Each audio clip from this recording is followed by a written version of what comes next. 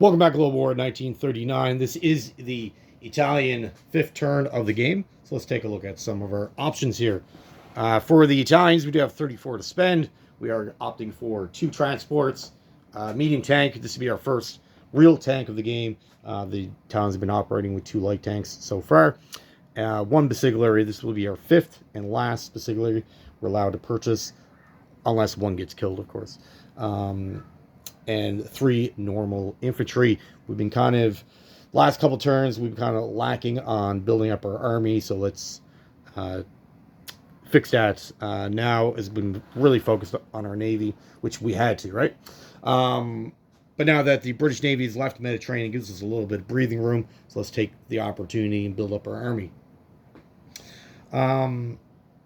So we do have 3 battles to declare. One's just a walk-on, super easy. Let's do that now. So Upper Egypt, we're bringing in 3 Basigliere, 1 regular infantry, and we'll capture Upper Egypt for us. Fantastic. The other battle will be for Tripoli. There is a French Foreign Legion there, so let's get rid of him. So we're going to bring in a mech, artillery, and 1 fighter. That will guarantee the kills. Obviously, it's 3 of those units combined have a combat value of over 12. We'll just have to roll for the defense. And then the naval conflict in Sea Zone 46.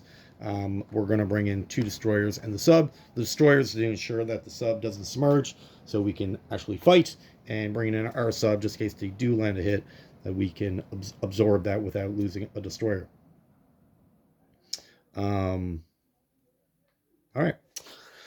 right, so let's... Oh, and our last battle, there is a fighter down here in Algeria. It did engage in a battle on the British turn in 45, sinking 1 of our transports. But these planes they're okay. If you need to absorb a hit, this is a starting unit that he did start the game with. It's not like he bought them. They have attack and defense value of 3. So not a really good plane, but they're super cheap if you do need to spam a bunch of planes. But they do have their drawbacks. So let's get rid of that. But it's still a piece on the map that I don't want him to have. So I'm going to bring in a bomber. It's coming from Greece. Has a movement of 7 because of the airbase. So we'll have 3 movement after this. The fighter after Tripoli will have a movement of 2. Okay, so let's take care of this first. So let's do the air battle. I have a combat value of 8. So let's roll that out. And then he has a combat value of 3. I rolled a 5. Perfect. He defends with a 9. Sweet. So his fighter is dead. And then we'll worry about moving the bomber afterward. For Tripoli, I have a combat value of 12. Okay, perfect. Because the artillery and the mech are 3 each, and then the fighter is a 6. So just the defense of the French Foreign Legion rolled 11, so he missed. He had a defense value of 5, so he's gone. Excellent. And the last battle will be for Sea Zone 46. He's got a sub. I got 2 destroyers on the sub, so I got the hit, and he retaliates with 11. Not too bad, not too bad. I wasn't expecting any hits from the sub or that plane. The French Foreign Legion could have. That's why we brought in the 2 ground forces. Otherwise, I would have only brought in the 1. But if it had a lower defense value. But defense value of 5 is nothing to think twice about. Okay, so that's all the combat. Total victory in that regard. So let's do our non-combat. So our fighter is going to go back to Alexandria. The bomber will go to Tobruk. They can't move. We do have an air transport. Has a movement of 6 because of the airbase. So he's going to grab the guy that's already in Greece, and he's going to fly him down to, where should he go? Lower Egypt? Yeah, let's go to Lower Egypt.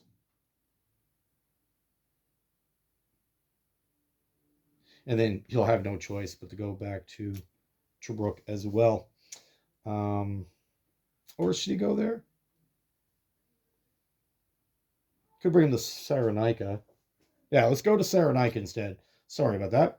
Let's go to Cyrenaica, and then that's 3. He's got movement of 3 left, and then I'll drop the plane off in um, Corinth. So we're good there. All right. For our actual fleet, we're going to move that down to Sea Zone 47. That'll be accompanied by the cruiser in 39. We'll join them in 37. So the Italians got a nice, healthy fleet.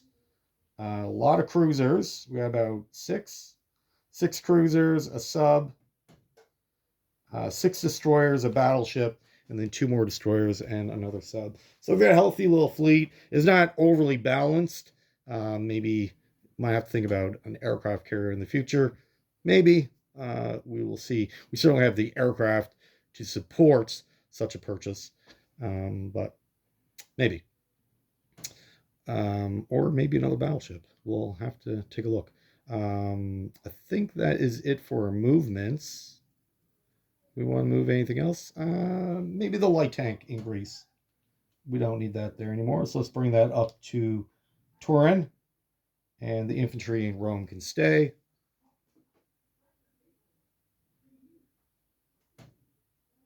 Yeah. Okay, so I think we are good for the Italians. Let's do our unit placement. We're going to put both of our transports in 39. Nice and protected there. Our tank will go into Tobruk as it's on the front lines.